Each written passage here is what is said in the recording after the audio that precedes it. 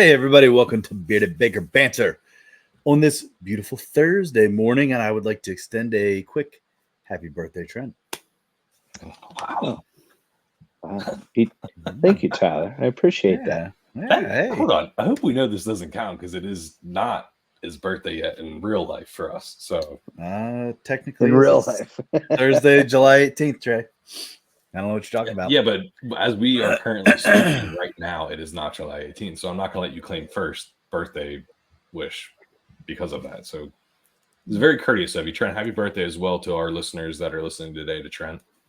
Well, thank you guys. I appreciate that. Not going to wish it to you right now because it is not your birthday currently, though. Gotcha. Just throwing that out there.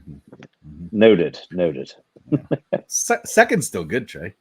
So I'd like to point out one thing. We don't even know who first is yet. That's the thing. So I'd like to point out two important numbers, boys.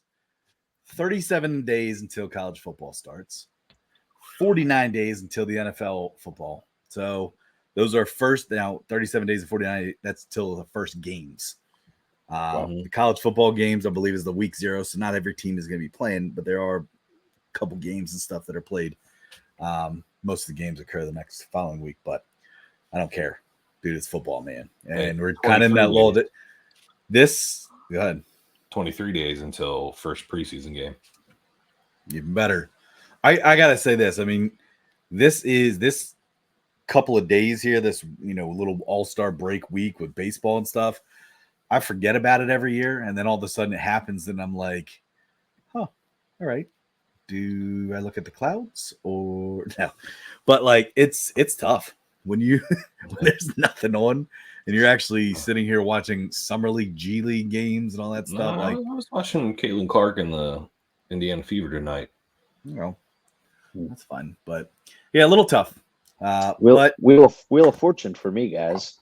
Wheel of Fortune. Actually, I did watch. I watched Prices Right at Night. That's a good one. It's on at night now. There's couple good fun. I'm telling you, Game Show Network. It's classics on there. Trent likes the quiz with balls. That is a good show. Mainly because of the balls. But my summer afternoon watch is, with YouTube TV. Shout out to them. How you just get, like, if you pick a show to record, it records even past seasons. So I've been like, I literally almost have all the seasons of the MTV Challenge, which you guys know I am a huge fan of to current day.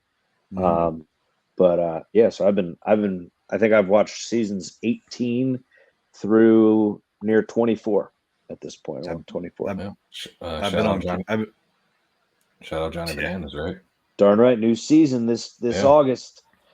Been doing King of Queens with my TV recording, Trent. Oh, I'm on that too.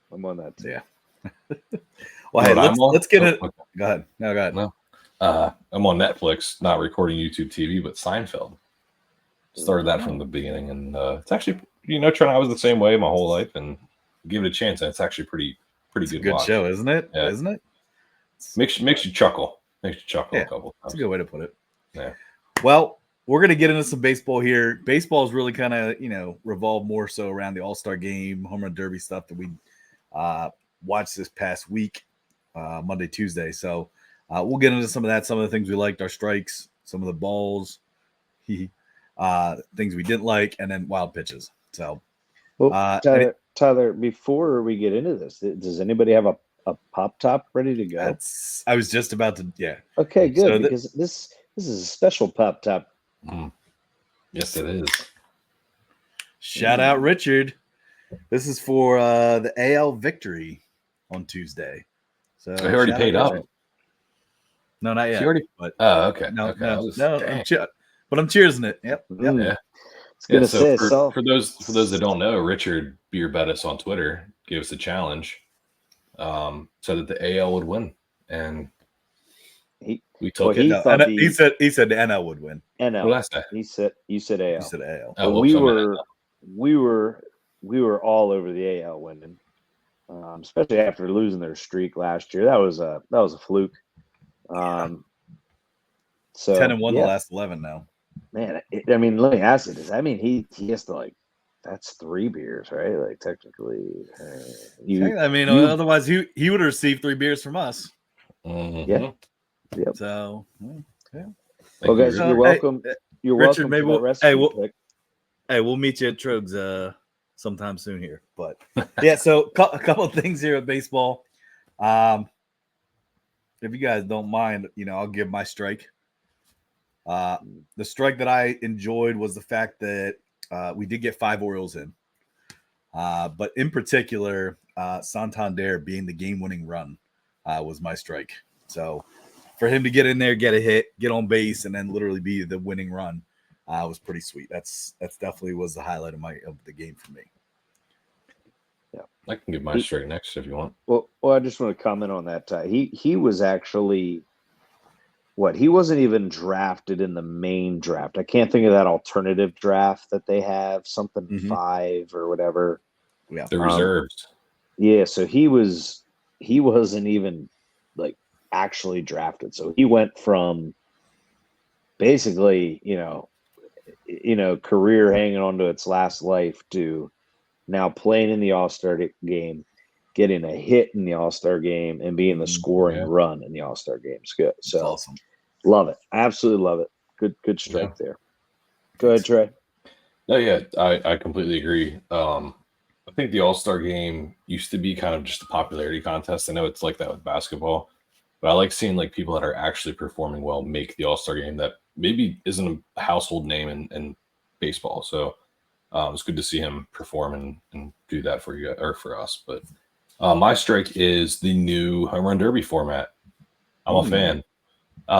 Took me a couple rounds to kind of get used to it because the only thing that I would say is the bad pitches being one of the 40, like even if you don't swing. Right. I think as long as you swing and it's not a home run, that should count. Because otherwise you're just forcing people to tire themselves out and swing as many as 40 pitches as they can. But that being said, I think it really made it more competitive. I think you saw guys not hit as many as what you thought they would.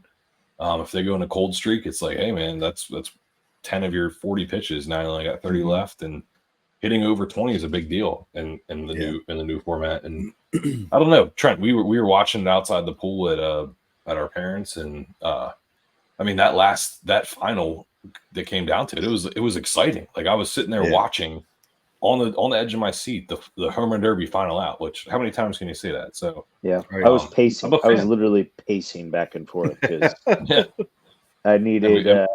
And we won big. Thank you, Teoscar. Right. So yeah, I was sweating a Teoscar plus 1,000 bet. So yeah, I needed that. That was good. Yeah, it was. And I think it was a good way to keep it streamlined. Like it doesn't take too long, but it also keeps it competitive. So I liked it. It was fun. I also like the fact of the bonuses too. Like you hit, it's almost like you hit till you miss kind of thing. Yeah. You know what I mean? The old way. Like, right.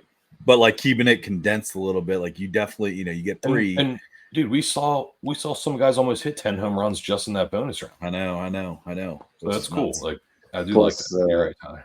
Plus probably one of the biggest reasons for that limited number of pitches in those 3 minutes is to save all those little kids' heads from getting rocked out there. Because I feel like in these past couple years, you're like, they're looking at one up in the air, and the next thing you know, the guy hits like a liner out to him. It's like a high-low effect. Look out. Geez, yeah, I feel bad for them. But it's Trey, I agree. I don't know. I was on board with the rules this year, and I don't even mind. I don't mind the every pitch counts because I don't really think that affected anybody's performance. I agree with that. On that because a lot of guys actually ended with a couple pitches left with their time running out.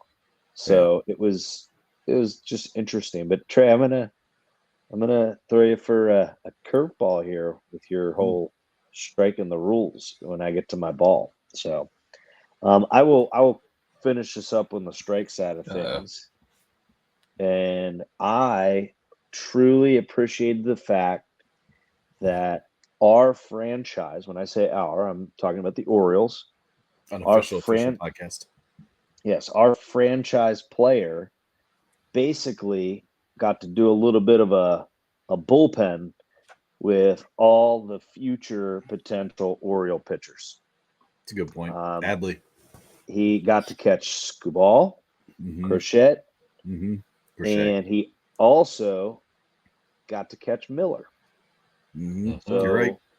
So he, there's a couple Oriole fan accounts, making light of it. But did you guys see that? They tapped gloves at the end of that. Oh, did you see Adley put his arm around Miller? Did you see that? And I loved it. And honestly, watching any of those three, I'm going to put it out there. If we don't get one of those three, it's a failure trade deadline for us. Yeah. It is looking like Scuball is the number one guy that we're going to attack and go after, which I love because it's a lefty arm. So you've got Burns, Grayrod, and then if you have then as all you got to do is you got to survive this year with some of those guys on the back end to get a fourth win in a series, hopefully. So and I'm talking about the playoffs because I'm still a believer that we're going to be there. So oh yeah, for sure. But so can I flip it real quick to the ball? Yeah, flip it. So from what I am seeing, is the MLB screwed up in the home run derby? Uh-oh. They did not follow their own rules. Uh-oh. It was the longest home run in the first round. The tie in the second round between Baum and Teoscar should have been played out differently. Okay, before a three. Baum and Teoscar was the final. Boom. Oh, sorry. That was so much. Wasn't it? It was Witt. Yeah. Let me finish. It was Witt and Teoscar Trey. Okay, so in the semifinals, when Baum and Teoscar went against each other, they ended in a tie. If you recall, they each got 3 pitches, and that's it. Right. Mhm. Swings. Teoscar, 3. Teoscar got 2 home runs. Okay, that's why he moved on. Before it went to that pitch off, it was supposed to be 60 seconds, no stoppages whatsoever, no bonus time whatsoever, and that's a swing off for 60 seconds. If they were whoever gets the most. Yeah. And then if they were still tied, then it was supposed to go to a 3-pitch swing off. So, if you're a Philly, I'm just going to say that if you're a Phillies fan, now think back to this. You guys might remember this. This is the second time a Philly has been kind of screwed in the home run derby. When you take it back to Kyle Schwarber, when they reran the tape and counted all his home runs, he actually should have advanced the one year. Yeah. But they miscounted his home run. So that's Schwarber and Baum kind of getting a little, the screws to him there. So that's my ball. MLB, you got these rules in place. Where are they at enforcing them? And in my opinion, the best event in all-star events.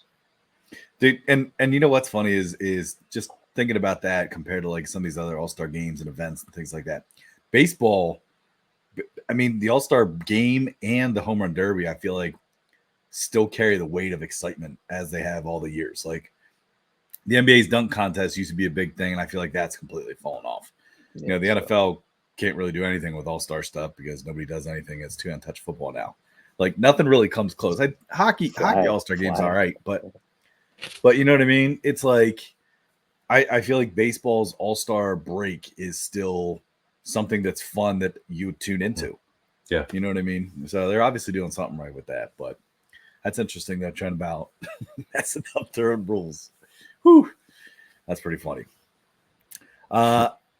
My ball is Ohtani's success at the All-Star game. I was so mad to see him hit a 3-run home run. And I'll be honest with you, here's the funny thing. I liked Ohtani when he was with the Angels. It was pretty amazing to see the kind of player he was.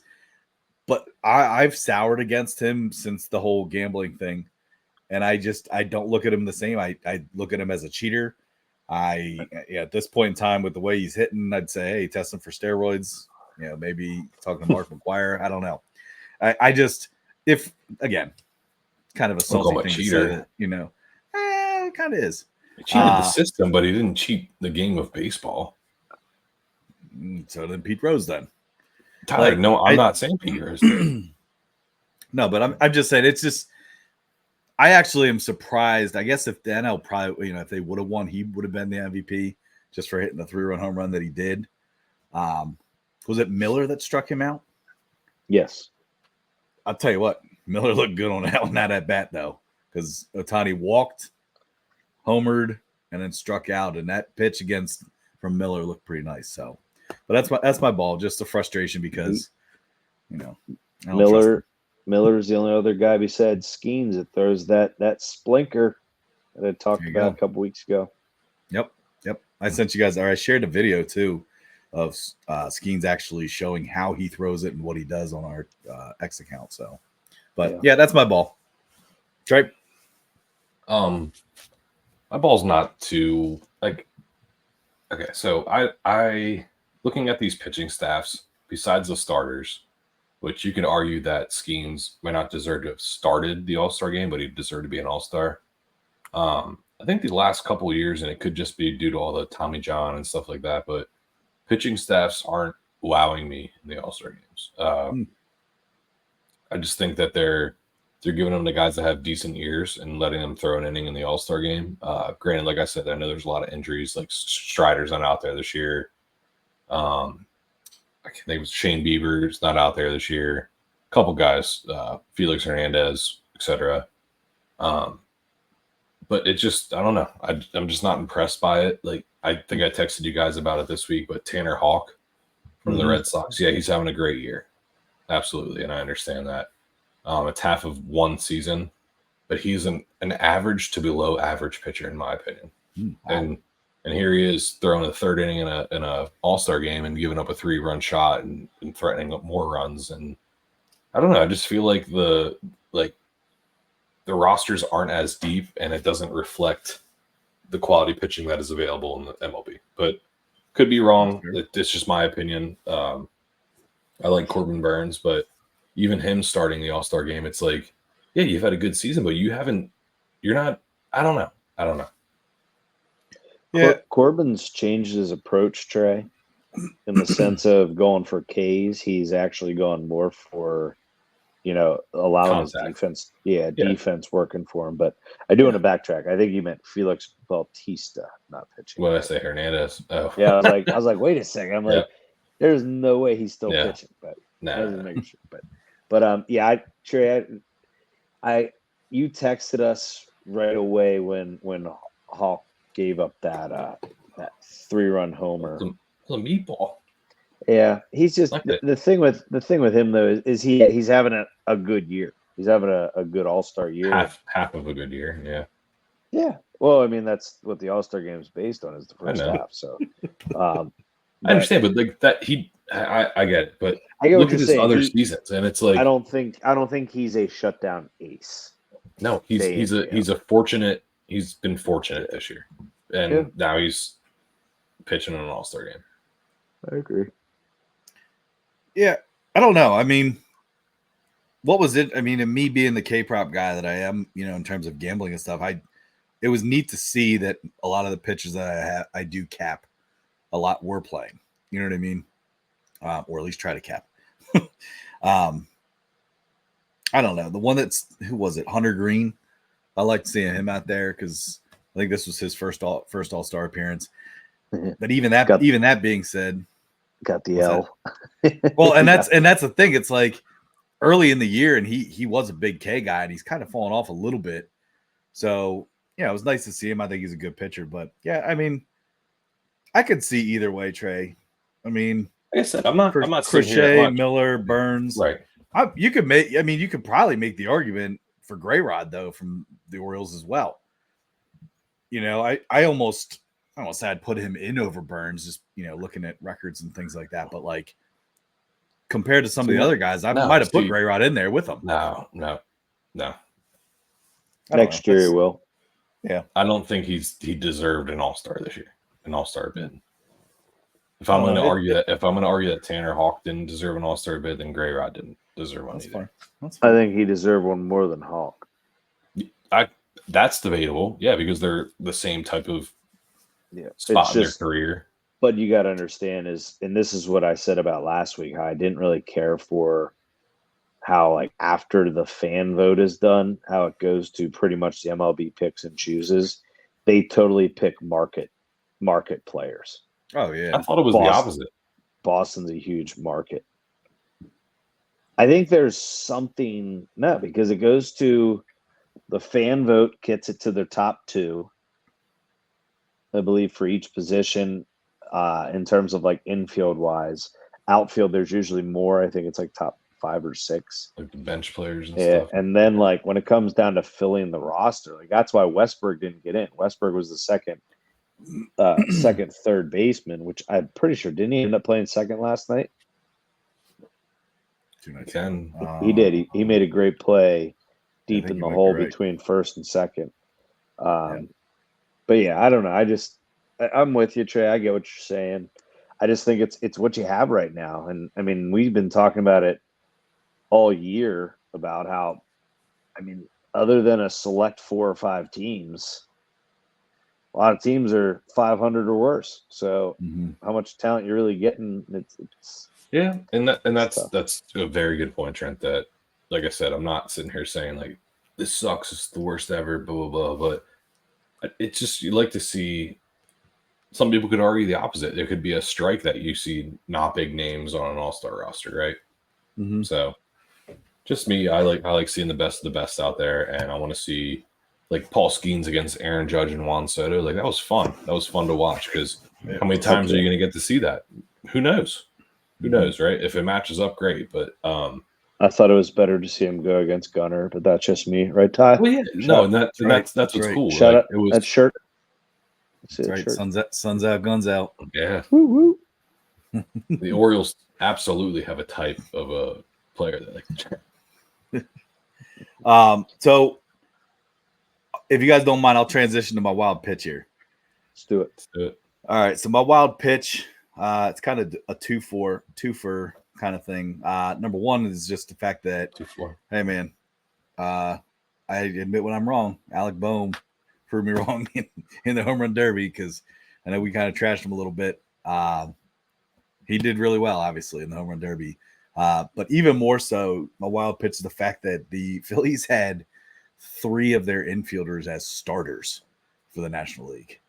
And I say it's a wild pitch just because, okay, maybe an infielder and an outfielder, or maybe a pitcher, but the fact that you literally had almost the whole infield as your starters for the NL was kind of surprising for me. And I know I kind of brought that up probably earlier even than this, just because starters were named earlier. But it just, when they were announcing starters and stuff, I'm like, that's almost the whole Phillies infield. Like, all right. But that's my wild pitch, just because it did blow my mind a little bit that, I mean, they are good. There's no question in that. But only one that kind of surprised me. I mean, Turner? Just because of injury, yeah, Turner. I mean, I thought Ellie De La Cruz should have been the start, but yeah, that's a good point. I mean, don't get me wrong. If Trey Turner plays the whole year, I'm sure statistically people say, yeah, but if he did play, I get it. Trey Turner's a stud, but yeah, I thought for playing, he was out. I forget how long he was out, but it was a decent amount of time early on. That I thought because I think doesn't Sosa back him up in Philly? And that guy played. Yeah, Sosa does. And I don't know. I just thought Ellie De La Cruz, the years he's having, I thought he should have got the start. But is that your wild pitch or Big Mark? No. I'm ready for. Are you done with yours? No. Yeah, I'm done with mine. I want to ask you. Do you know who the only infielder that wasn't a Philly to start for the NL? I can't think off the top of my head right now. Second baseman. I mean, it was a second baseman, but it is Bryson Stott. Nope, he's a Philly. No, you're talking about backing up, Trent. Oh, to start. I don't know. To start for the NL. Who was the second baseman? He's the only non-Philly in the infield. I don't know. I was only paying. Oh, I know. It was Ketel Marte. You know what's God. funny is when they introduced him, I yelled it out. My wife was like, "What are you doing?" I was like, "Nothing. That's how Google actually pronounces it." She's like, "What are you talking about?" I'm like, don't worry about it. All Let right. ask Trey. Don't worry about it. It was a stack, guys. That's right. Yeah, sorry. Yeah. Not Google pronunciation. All right, All right. wild pitches. I got a wild pitch. I want in addition to the home run derby, I want a skills challenge. Oh, okay. Not just a bunt. I don't want. I've seen the bunt derby. Don't get me Fastest wrong. rounding the bases. Hold on. I have my events listed, so please. I like the bunting for accuracy or hitting for accuracy, where you gotta put it closest to something or in a certain area. Once again, details can be worked out.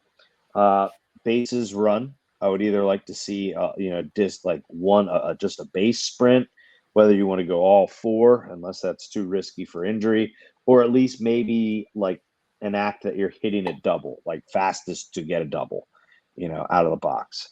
And so then do you I also slide or no? Details will be worked out. I get it. Details to be worked out. Yeah. I also would like something in the line of a throw accuracy in terms of to home plate. So from a certain set distance, whether even if you're an infielder, but you got to still do this. Put them in the outfield, and I want how quick did it get there and how accurate it was there, because they could totally do this with all this tracking of everything in sports now. I mean, they can tell you exactly where the pitch is thrown. They could totally do baseball.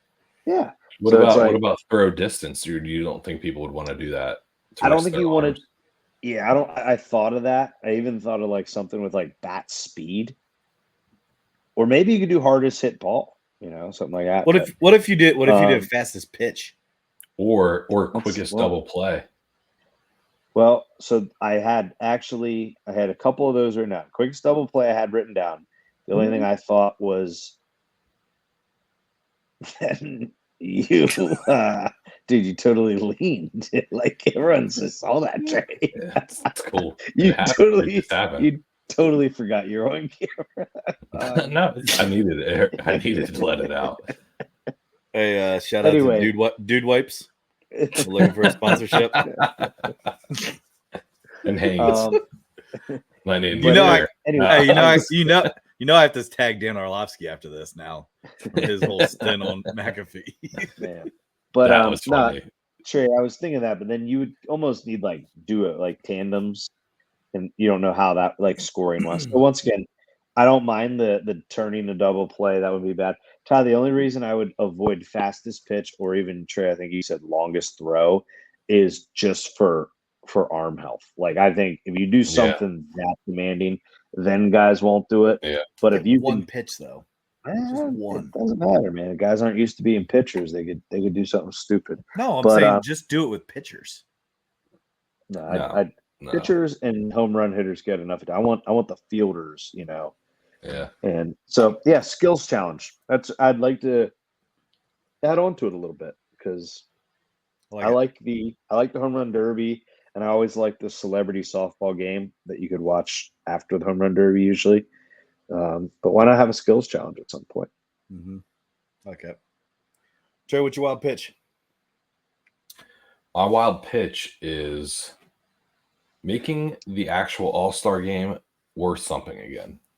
And that's giving the World Series team AL or NL home field advantage, whoever wins the All-Star game. So hold on, did they take that away? Yes. Yeah. I don't think I was aware of that. Yeah, it's been away for a good amount of years now. I think before Bud Selig left, right? Huh. I didn't know that. I'm pretty sure it used to. They brought it back, and then they got rid of it again. Right. I like it. I'm a big advocate of it, because my thing is how do you make All-Star weekends more engaging, right? Like, how do you bring viewership? Because NFL viewership for All-Star weekend sucks. NBA is sucking. NHL is not as bad, but for the MLB, I'd imagine it's probably pretty good, because the games are competitive. They're not 20-19 scores because people don't care. The pitchers want to strike people out. The hitters want to like actually hit. So That kind of surprises me now because I was still under the impression that was the thing. Nope. Hence not why anymore. it was like I don't know. I felt like there is kind of a seriousness around. That's my wild pitch is make it even better. Right? It's the bet we are in consensus that's the best All-Star weekend in terms of viewership and what you want to watch. So Trent, I agree with you. The skills competition would make it even better because I would like to see who's the fastest around the bases, right? Like that's cool. Who knows how to like hit the corners on bases? Who knows how to run fast? Who knows how to throw the most accurate ball from the outfield?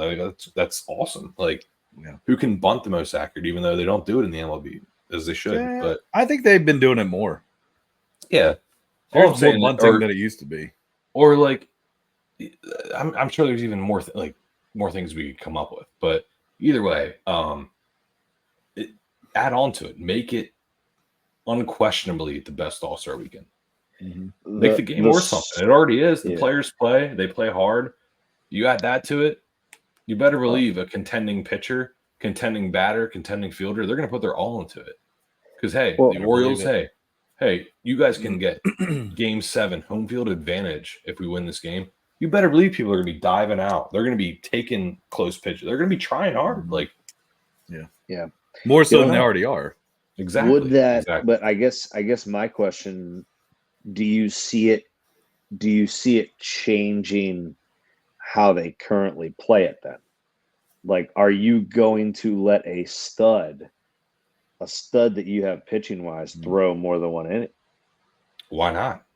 Trent, that okay, that also plays into my point of the crappy. Let Paul Skeens throw 3 innings, and let's see who else. Who's after him? Corbin Burns. No, well, Corbin Burns, but let Corbin Burns go 2. Let Terry Skubal go 2, and Garrett Crochet go 2. Like, dude, that's a fucking lights out game, and let him go against the best hitters in the league. Like, that's awesome. You'd almost have to take less pitching then. Yeah. Then that's fine. Then maybe that's the thing you have to do. Right. But add more hitters. Yeah. Interesting. In fact, who was okay? This is weird. Who was Brian or Bradley Fry? Pinch hitter? From the Indians. Dude. Or Guardians. How was he an all-star? But he was very impactful. He's having a good year. Oh, whoops, Gardens. He was impactful. He hit that tie and run. That's what I'm saying. It's like I saw him up to bat. I'm like, who in the F is this? And then he hit that. I'm like, okay, all right. Yeah.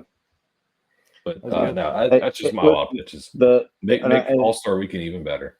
Here's the one thing though: is the sport does offer, and does, how do I want to say it? Like, I get the NFL All-Star Game sucks, basketball sucks. It's also because those two sports are much more physical, in terms of like you are actually preventing somebody from going forward physically. You're in between them and somewhere else. So I get it.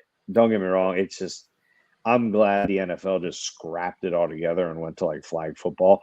I think, but you're right, Trey. Baseball does, and I think it needs to, because according to CBS Sports, it's the 5th most popular sport right now in terms of male sports.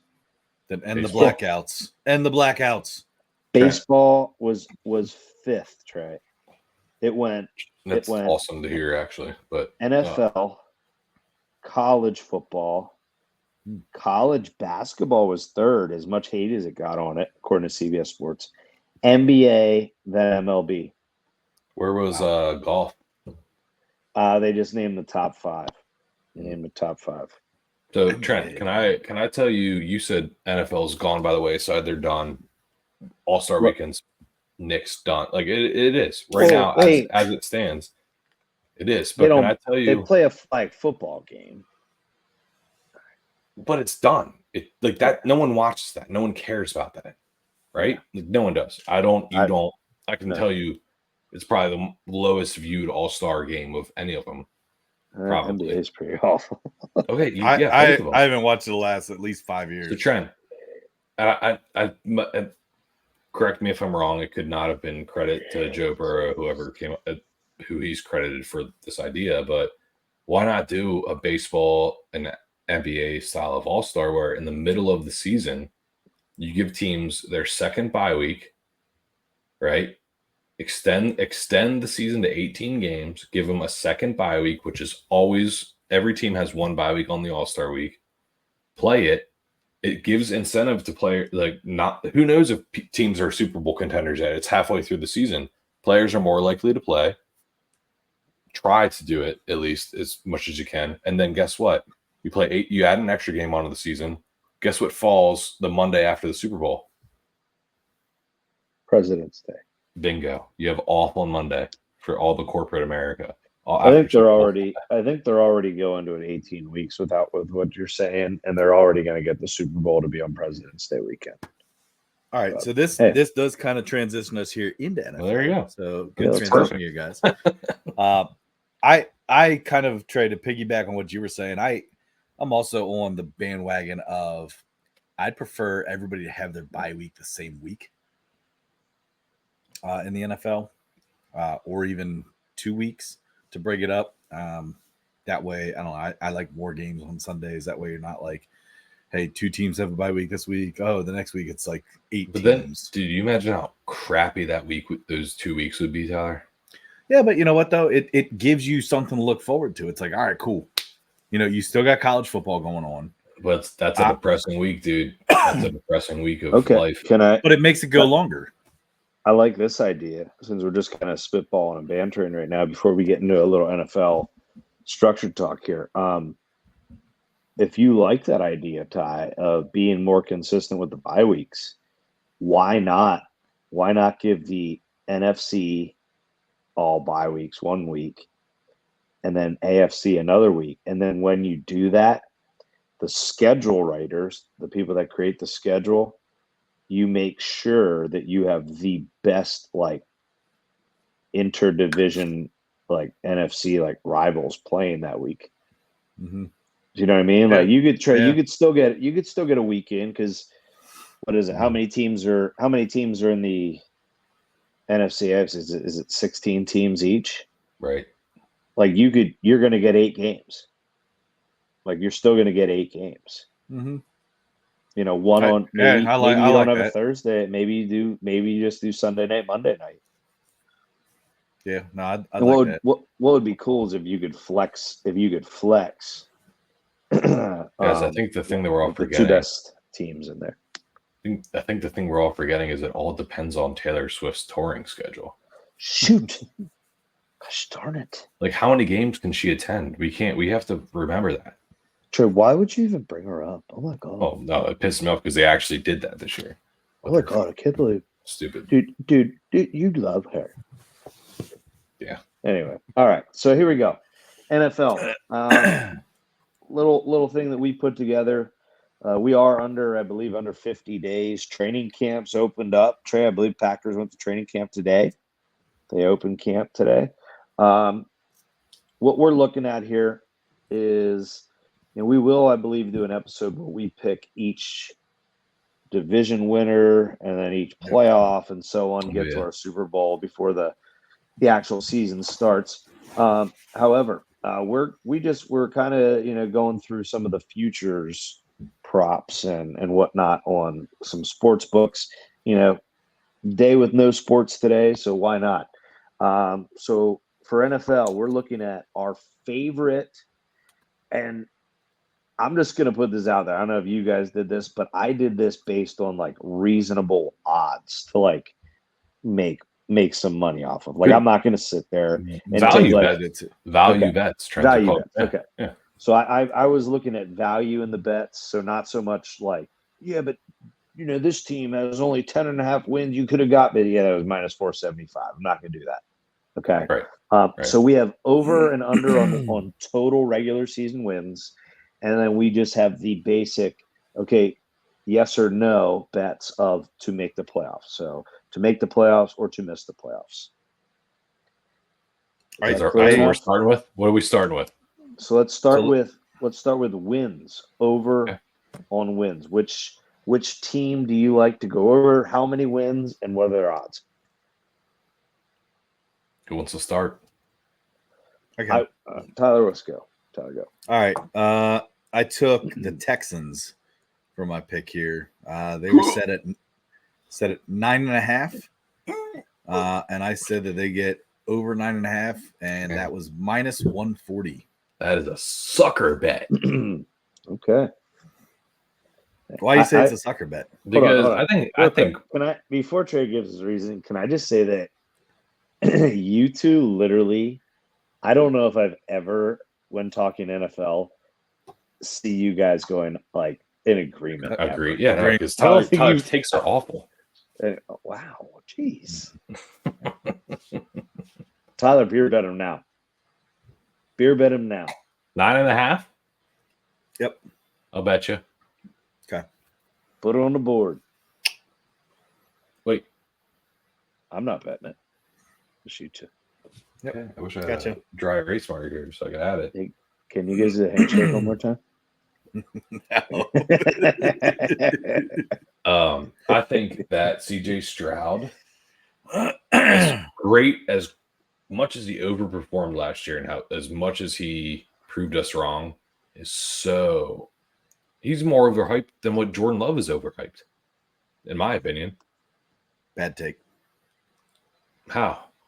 In what way? I just think that I think the Texans as a team got better in the offseason across the board. So they added a cancer to their locker room and a guy Ooh. that I'm saying, I mean, it's at 9.5. So Stephon they may Diggs, get they may get 10.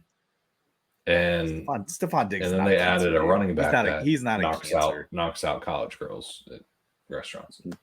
Just Trey, saying, dude. hold on. Yeah. You always own Joe Mixon on your fantasy team. Don't lie. Yeah, I always regret it, Trent. I always freaking regret it. That's why I hate him so much. All right. I'll go next. Okay. I got this is Tyler. Don't hate me. Well, here. I know, but hold on a second, Trent.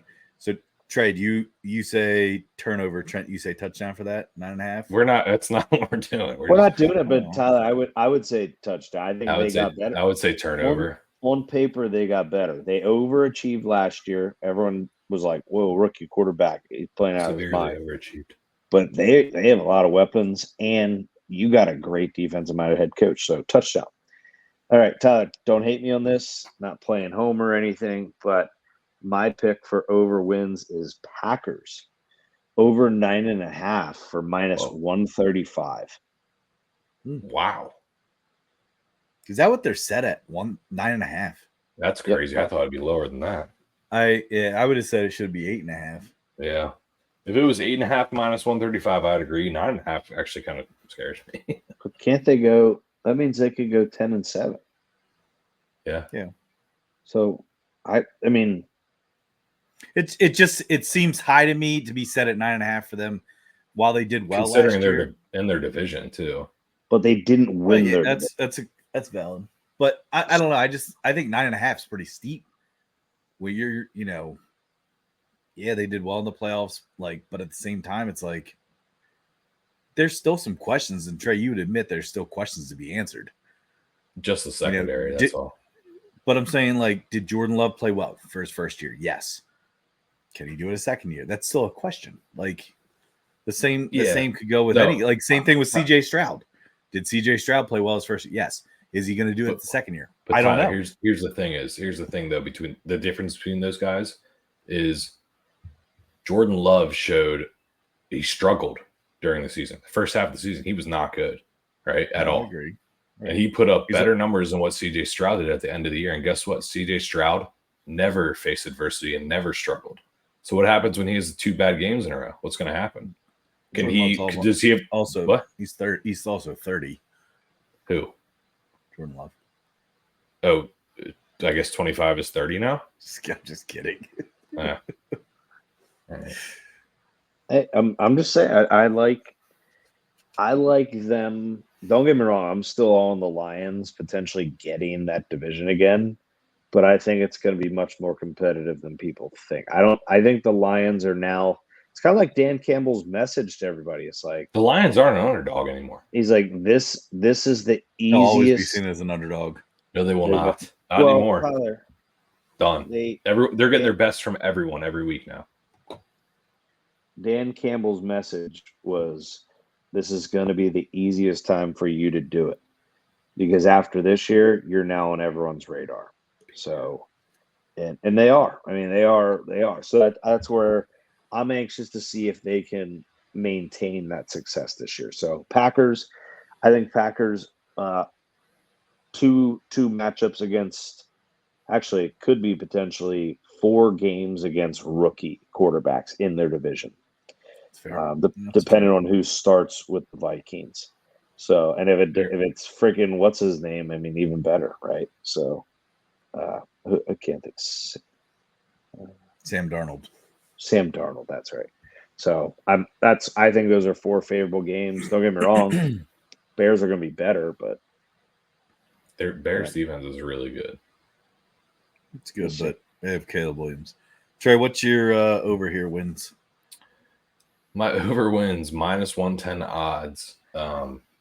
Took this a little bit ago, but this is what I'm going to go with: is over 9.5 wins for the New York Jets. You know what's funny is that Trey, I was so close to doing it. But I had hauntings of last year. Well, I mean, obviously, if Rodgers gets injured again, that's not going to hit. But all I'm saying is, like, the roster they have, the defense they have currently, that's almost a guarantee. And then if they do add Devontae Adams, like what might actually happen, then that's almost a guarantee hit. Like that's Garrett Wilson, Devontae Adams, these quick little under route guys, Breece Hall, who's going to be a stud this year, and then that defense. Your Devontae Adams take is completely off of no factual conversations happening. Like Devontae Adams literally and his agents. Aaron Rodgers while he's golfing after his mushroom diaper trip in a cave sits there and says, ayahuasca. Sorry, Aaron. Can't wait to not mushrooms. Sorry, it's allegedly it's a root.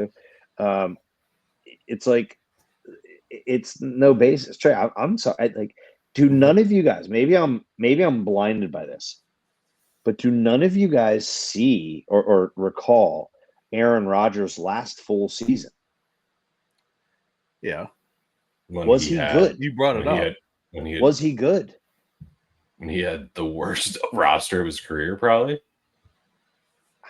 I can't say that. And still almost made the playoffs. Because I think Jordan Love got the more out of that roster than Aaron Rodgers did. Yeah, I would take that trade if that was at 8.5. I don't like 9.5 simply because of last year. And so if Rodgers stays, what if Rodgers stays healthy the whole year? Would you take 9.5? If you could be guaranteed that Aaron Rodgers starts every game of the Jets games this year, you wouldn't take over 9.5? Yes, I would. Well, then I think you should take it, because even if he doesn't and he misses 1 or 3 games, they could still very easily hit over 9.5. Because when he does play, it's gonna be hard for them to lose. That's all I'm saying. I will not beer bet it just because I beer bet it last year and he tore his Achilles, and I another feel one? bad. No, Tyler likes another one. Tyler likes it. No, he said he liked 8.5. Yeah, but he likes. Yeah, I am not betting that this year. I'm not betting on the Jets. I just think Trent's forgetting how good Aaron Rodgers was and is. He is the most talented quarterback ever. No, I'm not. I'm not forgetting that. Talented quarterback. I draft him every year in fantasy, so I'm not forgetting it. Anyway, all right, let's go next one. So now, next pick here is the team that you believe will go under their win total, and the value, was important when selecting this. So why don't we go back to? Do you want to go back to Tyler? Yeah, I can go. All right. I feel like I take this every year with somebody. I got the Steelers at 8.5, and I'm going under 8.5 at -160, which Minus 160 seemed very bad in terms of odds for that pick. Hold on. Can you clarify why this would be a big deal if this hits? Right. Yeah. I they mean, go I under have 500. right. So And- Bill, when you watch this episode, text Tyler and I and bet Tyler right here, right now, again, that you're going to say, Tyler, Steelers are going under or below 500 this year. Or hey, Rytel, if you're listening too. Do you remember though? I did get it one year when they went 500 exactly. It was either that or it was Niners Steelers game or something like that. You guys killed them.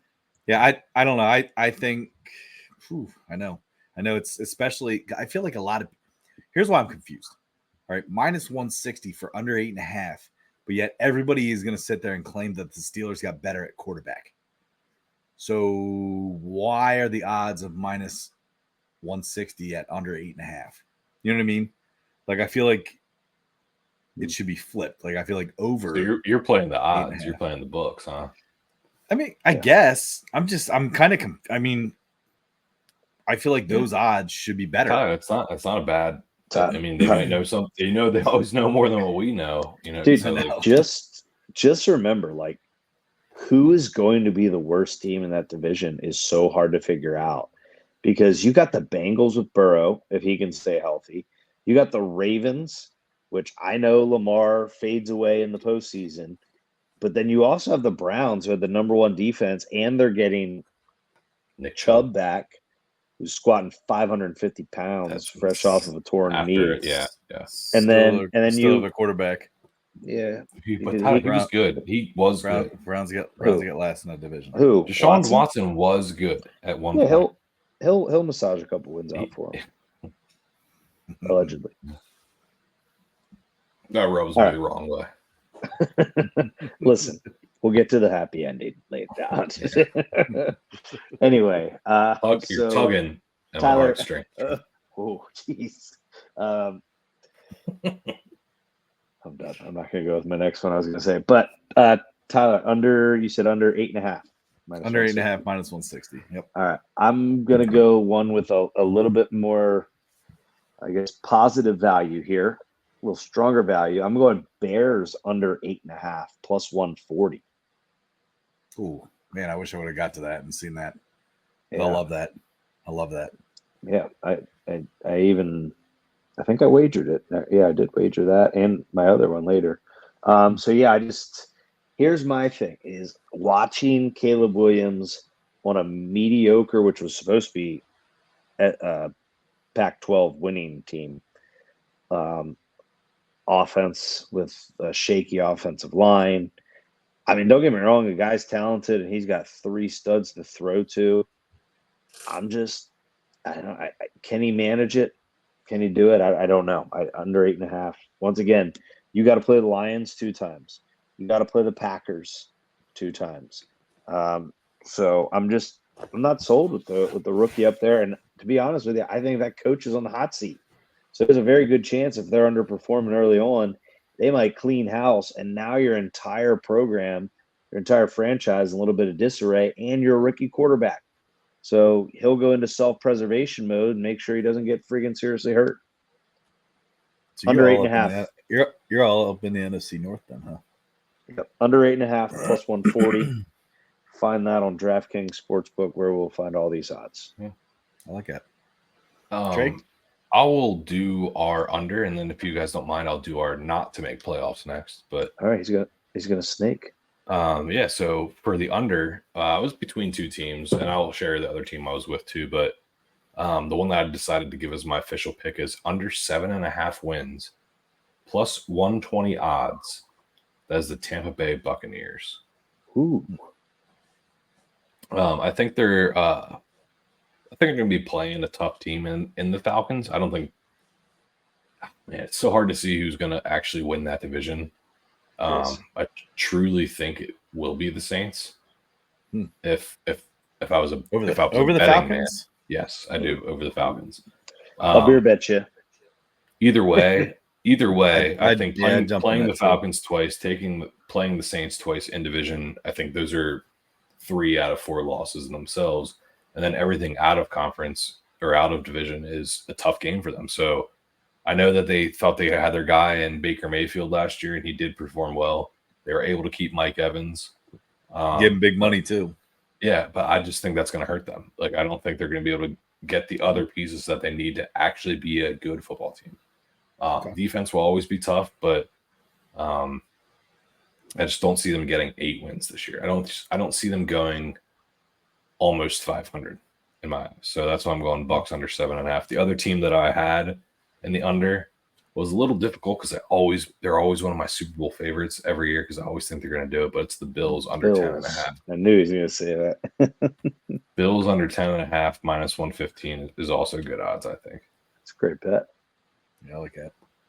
All right, so Trey, go ahead and snake it. Who's not making the playoffs? Not making the playoffs, Trent. I love your assessment, and that's why I'm going Chicago Bears plus 100 to not make the playoffs. They got to play the Packers twice, Lions twice. They also play the Los Angeles Rams, the San Francisco 49ers, and the Seattle Seahawks, in addition to the Jacksonville Jaguars and the Houston Texans out of conference. So It's quite a very quite a tough schedule. Right, yeah. And then they're positive odds to not make the playoffs with a rookie quarterback and a historically underperforming franchise. So that's why I'm going with the Bears. But Well, one of the best wide receivers in the draft, though. Sorry. Allegedly. Trey, I'll make this short and sweet. I'm piggybacking that. I'm also with you. I have Bears to miss the playoffs plus 100. Wow, so you're really waylaying the Bears tonight, huh? and you know what's sad is like Under wins, not making playoffs. I like Roma Dunze. You know, guys know I like Caleb Williams. I was all for drafting him, but just something up there. He likes you too. Something up there. Well, if he ever met me, he would like me. Something's up there where I just think there's too much hype. All the Williams being the next Mahomes. Don't get me wrong. I think long term he's going to have a good career. I think it's going to be some growing pains this year for him. For Caleb, So, absolutely. yep. So plus 100, Tyler. I agree. I like you guys. I'm on that bandwagon. I could jump on that too. I do have somebody different though. Not great odds, minus 185. But kind of along with Trey's pick, the Buccaneers not to make the playoffs. So I also 185. That's not bad. Yeah, still. I mean, it's still a little steep, but minus 185 not to make the playoffs. I think the Falcons will take it. I know Trey, you said the Saints, but yeah, I don't think the Bucks will perform like they did last year. I think last year was kind of a little bit of a surprise. So that's my pick. I like it. Yeah, the toughest thing about that, Ty, is that division is so weak. It's weak. I want to say weak, unpredictable. Like Trey, you're maybe on paper, maybe the Saints look like they should do it, but I think on paper the Falcons should be the ones on there. But they've been on paper the ones to do it the last couple of years, and they haven't. I mean, you're not. Can I say the biggest difference? I think the best coach in that division is the Buccaneers coach. Yeah. I mean, we'll see with what's his face down with the Falcons. Is that the guy that used to that's the defensive guy. Can't think of his name. Yeah. Yeah. I'm not gonna think of it. But hey, here's the thing though, is you're not gonna get a wild card team from the NFC South. You know what I'm saying? Yeah, I don't think so at all. I mean, when you look at the NFC West, you look at the NFC North, and you look at the NFC East, you could easily get, a wild card team, or maybe even two from some of those divisions. Or three. I don't think the NFC South is going to produce a wild card team. So I want to start the next one this year. What'd you say? No, he goes or three. And he smiled. I go, yeah, the NFC West is pretty tough. So, all right, I want to start. Go ahead. I'm going to take to make the playoffs. I like this value too. I do. Oh, no. I am going to take the Indianapolis Colts. I'm gambling on. Ready for this? I'm gambling on something. I'm gambling on Richardson to have a freak year. All right. So plus 140 for the Colts to make the playoffs. Make that a twofer because that was my pick, Trent. Colts plus Actually, 140. wanted to go first, Tyler, because I knew for sure. Damn. Once I saw that, I was like, Wow. I guarantee Tyler has this because I like that too. I think it has a missed good chance. I think it really does have a good chance. I'm going to give you guys one guess. If Richardson stays healthy, though, Oh yeah, for sure. because he doesn't, because they don't have Minshew now to back him up and come in and save the day. Because all right, you ready? I'm going to compare Minshew to somebody, Ryan Fitzpatrick. Oh yeah, He's turning into it. Yeah, he's turning into it. So I'm going to give you Traveling guys man that wins. For my yes to make playoffs. I'm going to give you guys each one yes, and it's not the Packers. Can you give us AFC or NFC? NFC. NFC? Yep. Rams. Yeah. Oh, really good pick. Plus 100. I'm giving you one guess. Oh yeah. You got it. Very well done, Tyler. Yeah, Thanks. Going with the LA Rams plus 100. They got to do something about Stafford's contract. I think that's a little too hefty for their if they want to continue to succeed. And I think Stafford would be willing to renegotiate, but they reloaded their defense last draft. They obviously got a great asset in Puka Nacua in that wideout along with Cooper Kupp. Do they still have Higbee? Tyler Higbee, the tight end, who was pretty solid before he got injured a couple of years. I was going to say, he got banged up a little bit last year. Though, but then they have Kyron Williams and now Blake Corum as well as in their backfield. So I think they're just set up for success. Sean McVay, as I've said multiple times, I think for the last 2 years, knows how to use his players. So and get the best out of them. So between that coaching and that roster, it's going to be, I don't think they'll win the division. I think the Niners probably still have that and Pat with McCaffrey and stuff, but they'll be competitive in the NFC West. So Aaron Donald retired though, right? Yeah. Right? Yes. Yeah. Yeah. With Donald retiring, that's not just talent on the defense. They need to get back. It's also leadership. And that can be a bigger hit to a locker room and a team than you think. I know we say they drafted well for their defense this year, but there's still something I don't trust Stafford on a weekly basis. Like I know he's a good, in terms of career, a good solid quarterback, but like, is he the top of his game anymore? I don't know. I think he's injury prone now at this point. Yeah, that's fair.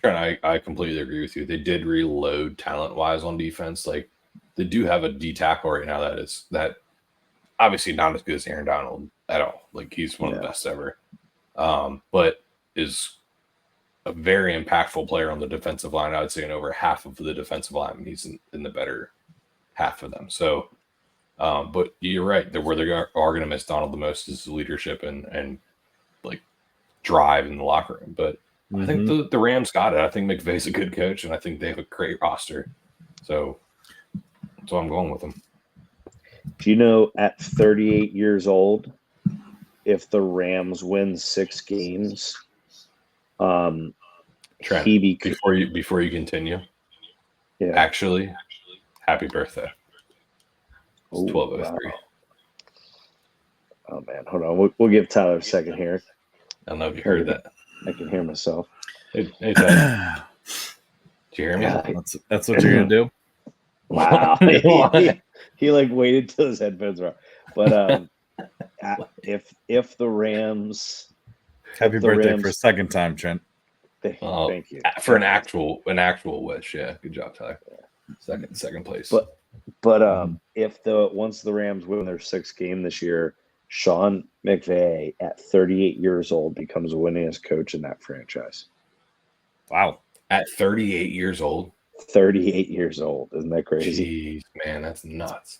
Think about That's that. pretty He's impressive. not even 40. Like he's got a long NFL career ahead of him. There's talk about him if he wants- retiring last year. That's just to get out Still for might. a little bit. Dude eats, sleeps, breathes football. Yeah, I agree. So. All right. Well, hey, speaking of retirement, why don't we go to the retired man's game next? Or sorry, easy. Trey's game on a weekly basis, daily Easy. basis. Uh, The Open is teeing off in about 3.5 hours, boys. Yeah. Woo. Trey, you staying up for it all night? Or Not all night. Not all night. Yeah, but I am looking forward to it for sure. So, Ty, you want to explain what we typically do in golf majors? Yeah, so we go, we pick a winner. We got a top 5, top 10, and then we pick a long shot winner, which odds are plus 4,000 or steeper. So that's what we got here. So Trey, any brief history of the course? Yeah, so Royal Troon. I can't tell you how many times it's actually. So it's at least been played there 10 times, over 10 times, based on the statistics and stuff. But what I can tell you about the course is that, it's the Open, right? It's in Europe. It's also known as the British Open, but they're trying to get away from that and just keep it known as the Open because it's played in Scotland, Ireland, etc. But that type of golf is a lot different than what you're used to seeing on TV in like United States golf. So everything's relatively flat. Bunkers are more hazardous than they are in the States because they're stacked and they're very steep. Wind is a huge factor in the Open. So players that can loft the ball low and really penetrate the wind and stuff rather than the high hitting players are going to succeed. It's just a different type of golf, and putting's a big deal. Iron play is a huge deal. So from my understanding, this course, if you look at it in thirds, the first third is a gentle like opening, very gettable, where people are going to score the best probably. Second 6 holes, little difficult, little more undulation. They have a par 3 called the Postage Stamp, which is world renowned. It's like the first of its kind, and it's the almost what's the model for holes that resemble it in the world. So, and then flagship.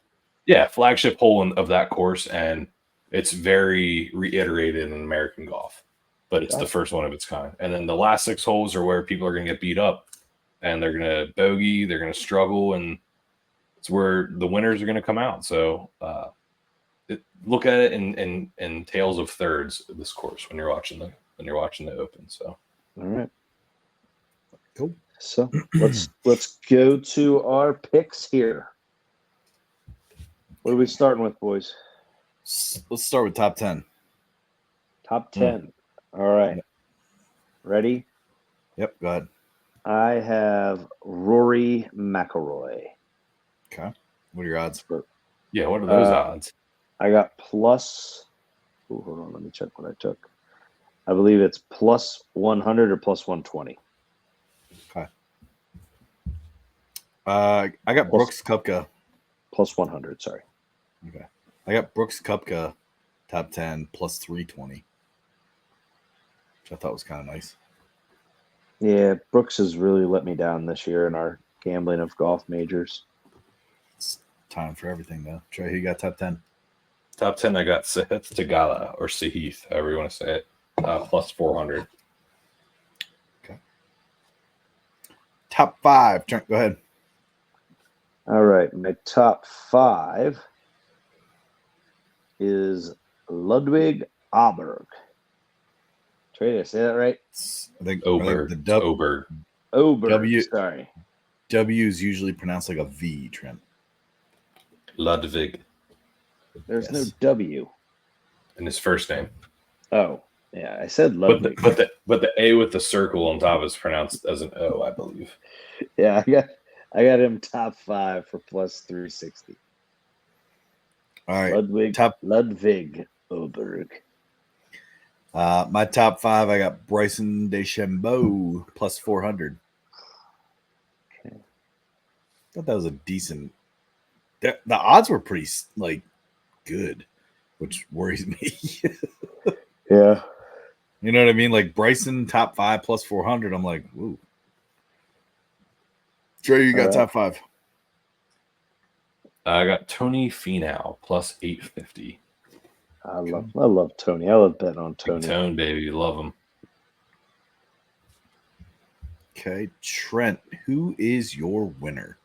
My winner is Bryson DeChambeau for plus 2,000. All right.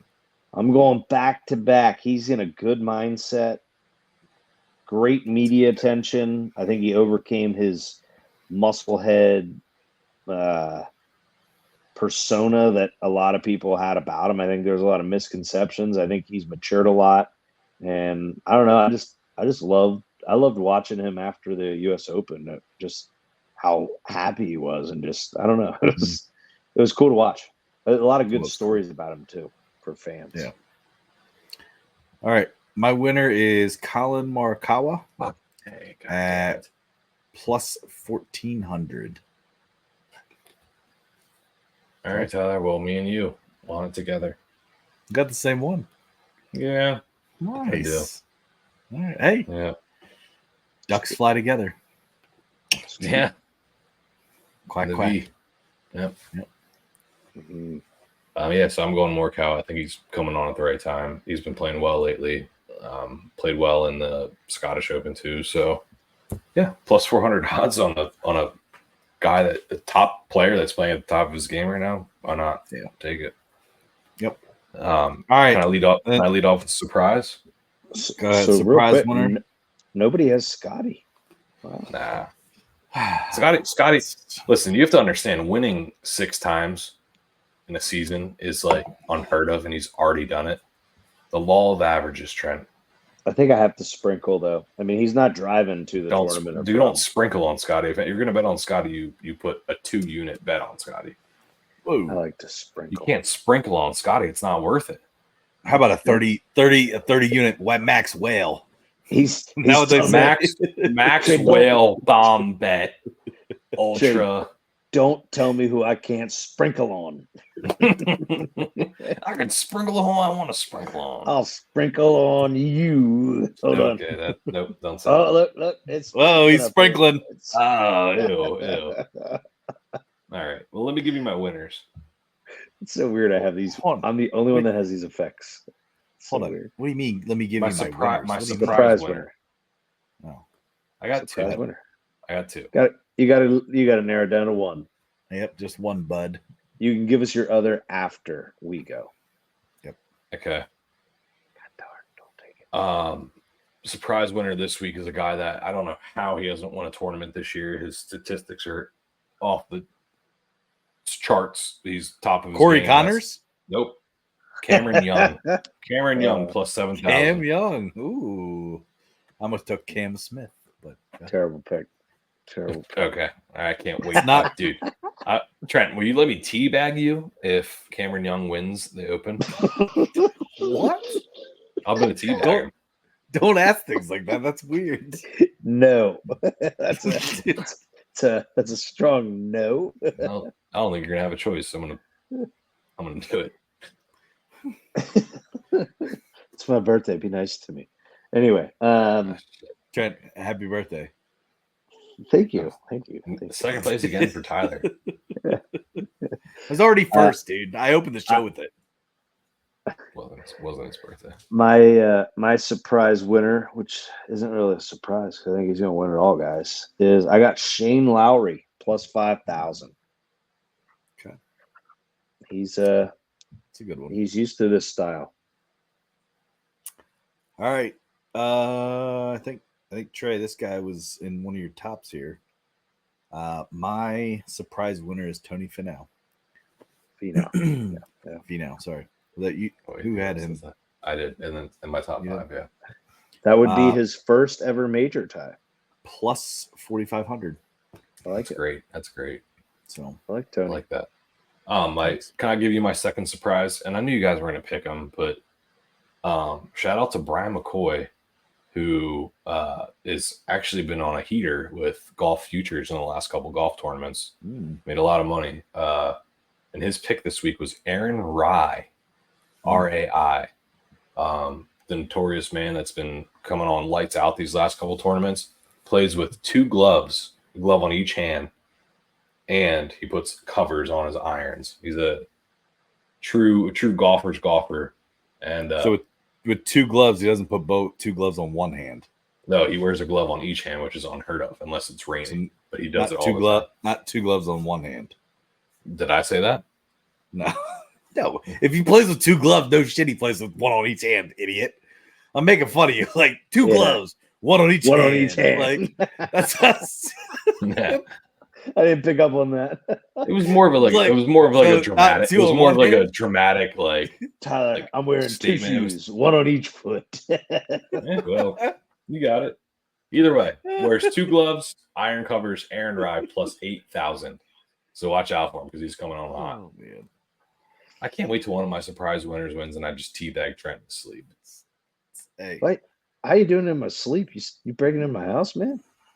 Maybe. You know what they say, Trey? Sleep with one eye open unless you want a nut dropped in it.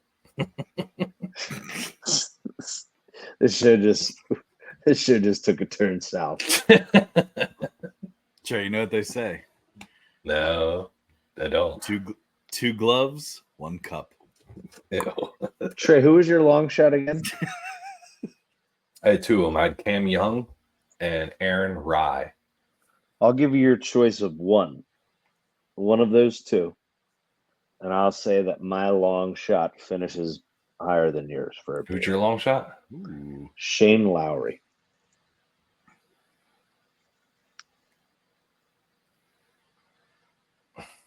Come on, that guy puts covers on his irons. He wears 2 gloves Okay, on one hand. I'll bet Aaron Rye finishes better than Shane Lowry. All right. Whoa. For a beer? All right. Trey's a good virtual handshaker. He even hooks his hand in there. Yeah, I know. Look, he's like you can see it there. You can see your hand in Dude, there, right? so you've worn that hat the last 2 weeks, and you look like you're from Boston. Me? Yeah, he does kind of. The Yeti hat. Yeah, a little bit of like a ginger beard. Yeah, but why is it I don't know. It looks like one of those I don't know what the hats are called. Like those old school hats they used to wear in the 20s. You know what I'm talking about? Like the short brim. Oh, get your papes. The newspaper boys. Yeah. Get your papes. Get your papes here. It's like the newsies. The newsies. They didn't call them papes though. It's like Smalls. Nobody it's says Smalls papes. hat. Tyler, the newsies called them papes. No. Get your papes. Trent, no. Small's hat had the huge ass brim. I know. Trey's looks like tiny. Well, I did it. It's a normal size brim. Nobody's ever called papers papes. Tyler, and the newsies in Boston. You ever see the newsies? No, I have not. I never did. Yeah, well, they call them papes. Get your papes, get your papes, and they're from Boston. And they're little kids that sell newspapers. Never heard of that. They say papes. Get your papes, yeah. Hey, it's your papes. No, that's No. Well, that's New York. That was like a New York gangster. That was anyway, Robert De boys, Niro. listen. So you're saying with the papes. We go from not having any sports today to we're gonna have sports starting at 3:30 in the morning. No baseball tomorrow, but Friday and onward, boys. Mm-hmm. Let's get back to it. We're right there around 500 for the month of July, and it's crunch time. Crunch time till you got to think of this. Next month, we will be able to put wagers on football. Holy crap! Wait, August. College football, yeah. Week 0. Boom. God, Or crazy. preseason. No, Just kidding. Oh I'm just gosh. kidding. I'm joking. I'm not. I wouldn't do that. What about Russian ping pong? No. Neither. It was Israeli soccer No, that's right. Okay. and Australian rules football. Gosh, yeah. And the only one I tailed you on was freaking lost. Mm-hmm. Dude, I won every one of them too. That's how it always works out. Allegedly. I'll show you the slips. All right. So a couple of your bets tonight, just to summarize. One, Yeah. Richard, you let us know time and place. But Tyler and Trey, over under 9.5 wins for the Texans. Tyler's on the over. Yep. Trey's on the under. And then Trey and I are just for the heck of it, this golf tournament. I got Shane Lowry finishing higher than what's his name, Trey? Aaron Rye, Rai. Aaron So, Rye. To